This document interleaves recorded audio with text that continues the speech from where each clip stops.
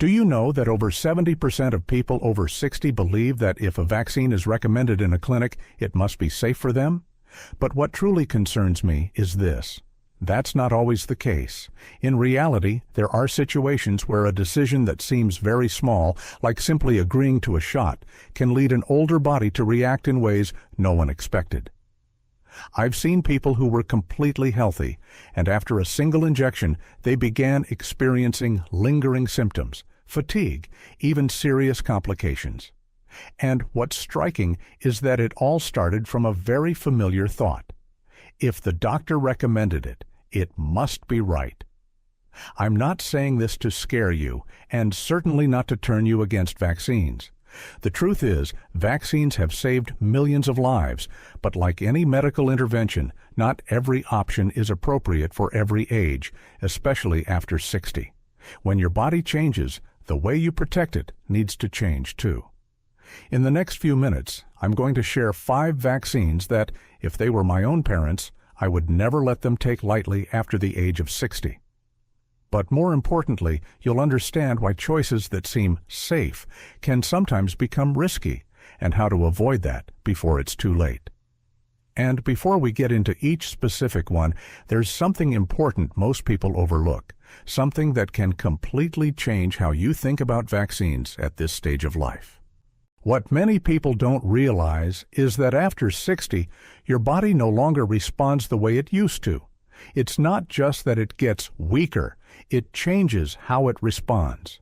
Your immune system, which once reacted quickly and precisely, becomes slower, less flexible, and sometimes overreacts or doesn't respond strongly enough when it should. You may not notice this in everyday life, but when something new is introduced into your body, like a vaccine, that difference starts to become very clear. Something that was completely safe at 30 may no longer be harmless at 60. And this is the most common mistake I see. Many people are still making medical decisions based on how their body worked 20 or 30 years ago.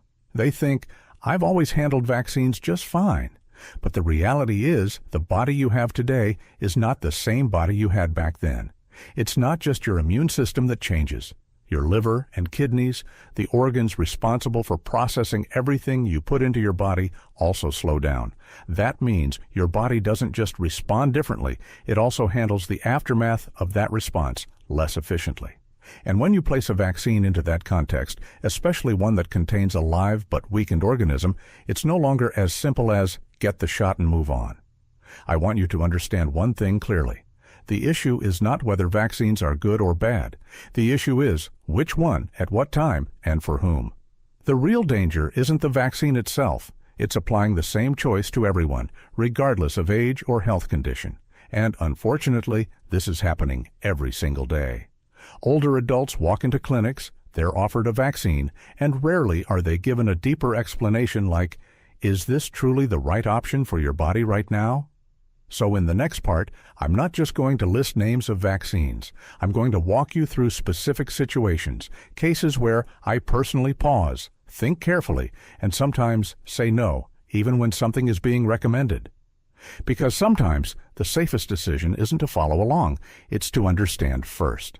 Number 1, nasal spray flu vaccine. The first one is a choice many older adults feel is easier. No needles, no pain, done in seconds, which sounds like the perfect solution, especially if you don't like shots. But what most people don't realize is that this vaccine is not the same as standard flu shots. It contains a live, weakened virus. For a young, healthy person, that's usually not a problem. The body recognizes it, responds, and builds immunity. But after 60, things start to change. Your immune system is no longer as quick or as precise. It may respond too slowly, or the reaction may last longer than it should. And when you introduce a live virus, even a weakened one, into that system, you're putting your immune response in a situation it may not handle efficiently. I've seen cases where people didn't just experience mild symptoms for a few days. Instead, they dealt with lingering fatigue, shortness of breath, and a general sense of weakness that lasted for weeks. This isn't because the vaccine is inherently dangerous, but because it may not be the right fit for the body at that stage of life. What concerns me more is that many people choose the nasal spray simply because they assume if there's no shot, it must be gentler. But in this case, an easier delivery method does not mean a safer one. In reality, for older adults, there are better options designed specifically for a changing immune system, such as high-dose flu vaccines or adjuvanted versions. These don't contain live virus, yet they help the body build a strong immune response without overwhelming it. So if you or a loved one over 60 is offered the nasal spray, I don't want you to panic. I want you to pause. Ask one simple question: is there a better option for someone my age? That one question alone could save you from days, or even weeks, of unnecessary recovery.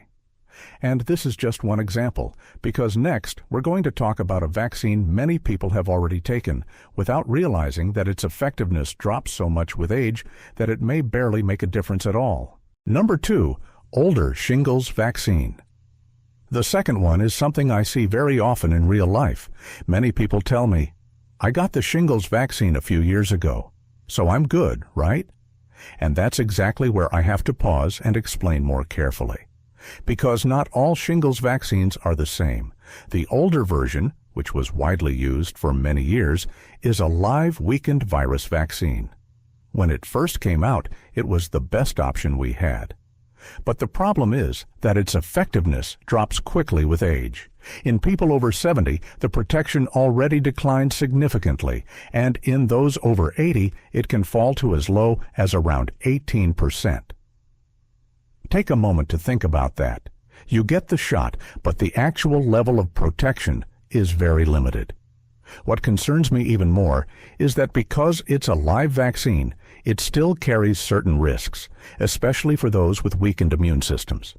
In some cases, the body doesn't just respond to build immunity, it may show symptoms similar to the very condition you're trying to prevent. This isn't common, but it does happen, and when it happens in older adults, recovery tends to be slower and more complicated. But the most unfortunate part isn't the vaccine itself. It's that many people assume, "I've had it, so I'm done. I don't need to think about it anymore." In reality, there's a newer and far more effective option available. The newer shingles vaccine does not use a live virus and can provide over 90% protection, even in older adults. That's a significant difference, not just in effectiveness, but also in safety for a body that has changed with age. So if you or a loved one received a shingles vaccine years ago, don't assume you're fully protected. Take a moment to review what type you had and how long ago it was. And most importantly, ask whether there's a better option available today. Sometimes, updating an old decision can help you avoid nerve pain that could last for months or even years. And if you think that's already concerning, the next one takes us into a situation where the risk doesn't just stop at reduced effectiveness. In rare cases, it can become far more serious. Number 3, yellow fever vaccine. There's something many people don't think about. Not every vaccine is part of everyday health care.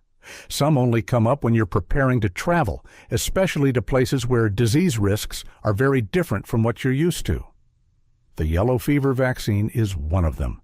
It's often required or strongly recommended when traveling to certain parts of South America or Africa. And it's true, when it comes to effectiveness, this is one of the most powerful vaccines ever developed, but high effectiveness doesn't mean it's right for everyone, especially after 60. What you need to know is that this is also a live weakened virus vaccine. In younger, healthy individuals, the body usually handles it well, but in older adults, the risk profile begins to change. There's a rare, but very serious, complication where the body fails to control the vaccine virus. Instead of simply building immunity, the virus can spread throughout the body, affecting the liver, kidneys, and heart. And in those cases, the mortality rate can be as high as around 60%. That sounds alarming. And it is. But the point here isn't to make you panic. It's to help you understand that this is not a decision that should be made automatically.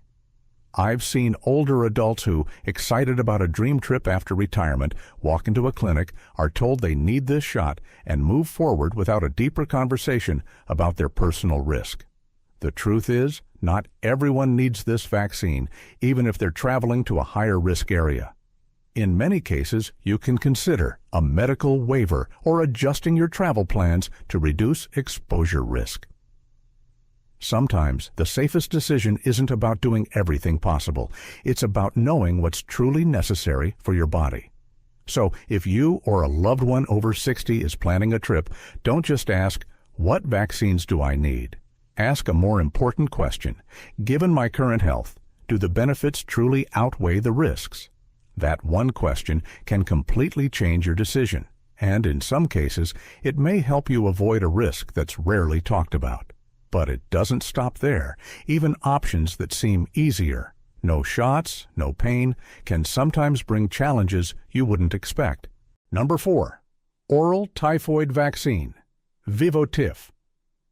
If you've ever prepared for an international trip, you may have come across this option. No shots, just a few capsules taken on a schedule. It sounds simple and much more comfortable. And that sense of ease is exactly why many people underestimate it.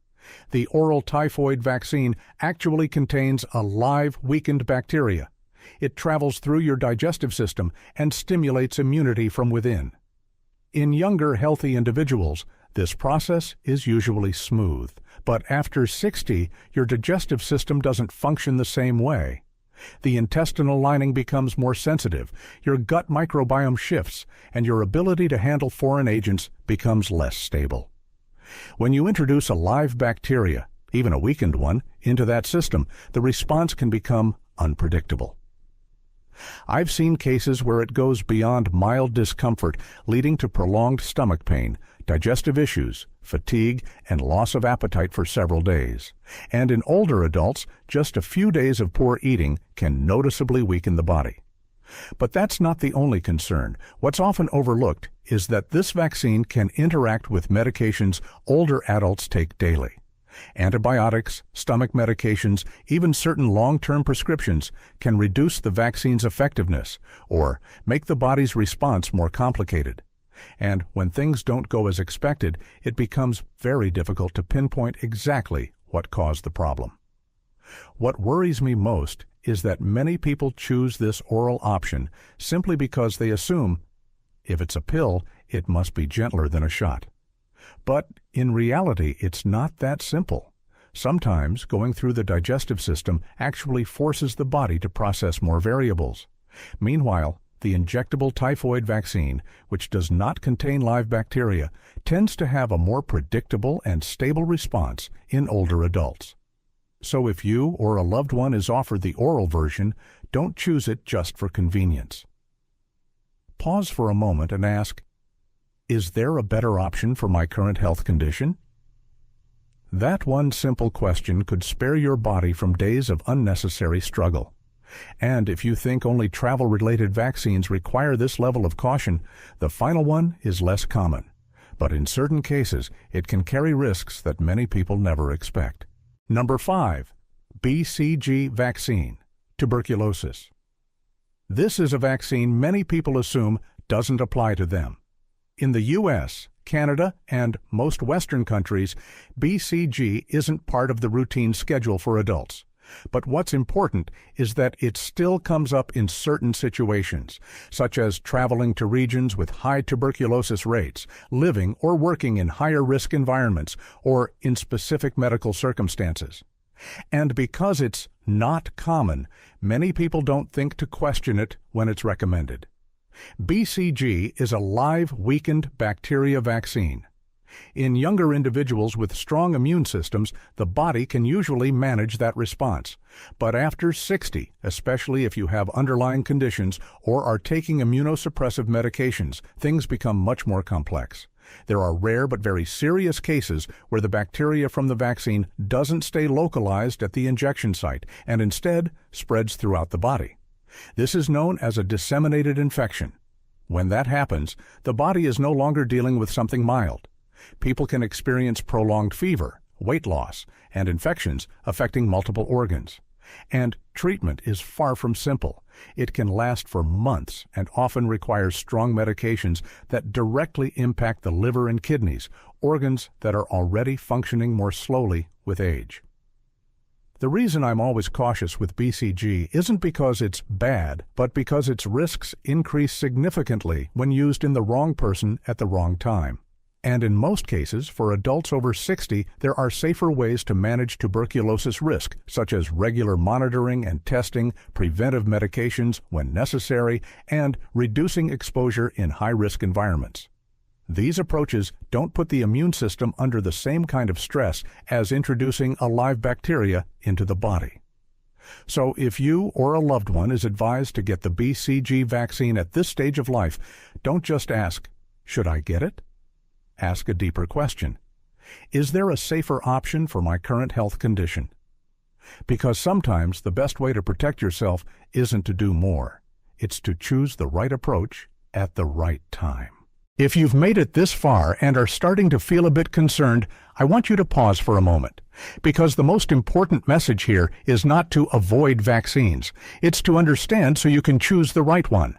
The reality is, there are vaccines that are extremely important for people over 60, not because they're stronger, but because they're designed to better match a body that has changed with age. For example, high-dose or adjuvanted flu vaccines, the newer Shingles vaccine, pneumococcal vaccines that help protect the lungs, and recommended booster shots. These options don't use live virus, and they've been specifically studied for older adults. That means they're not only safer, they also create a more effective immune response. The issue isn't whether you get vaccinated or not. The real question is whether you're choosing the right type for your body today. Sometimes, simply switching from one option to another can make a significant difference between a smooth experience and a reaction that takes weeks to recover from. That's why, after 60, every medical decision shouldn't be based on habit. It should be an informed choice. After everything we've talked about, the most important thing is not that you should feel afraid. It's that you start paying closer attention to the small decisions that seem insignificant. After 60, your body doesn't need more. It needs the right things in the right way, and sometimes one right choice can help you avoid problems that last for months, even years. If this were your parents, you wouldn't want them to simply follow recommendations without understanding. You'd want them to be protected in a way that truly fits their body. So here's something simple I'd like you to try over the next 7 days. Each day, take just a few minutes to review the vaccines you or your loved ones have received, find out exactly what type they are, and if you have the chance, ask your doctor one question. Is this really the best option for someone my age? That one question alone could completely change how you approach your health moving forward. And if you've made it this far, I want you to leave a simple comment. I'm paying attention. That tells me you're not just watching. You truly care about your health and the people you love. If you found this helpful, save this video. You may want to come back to it sooner than you think. And if you want to keep understanding your body better as you move through your 60s and beyond, you already know what to do. I'll see you in the next video.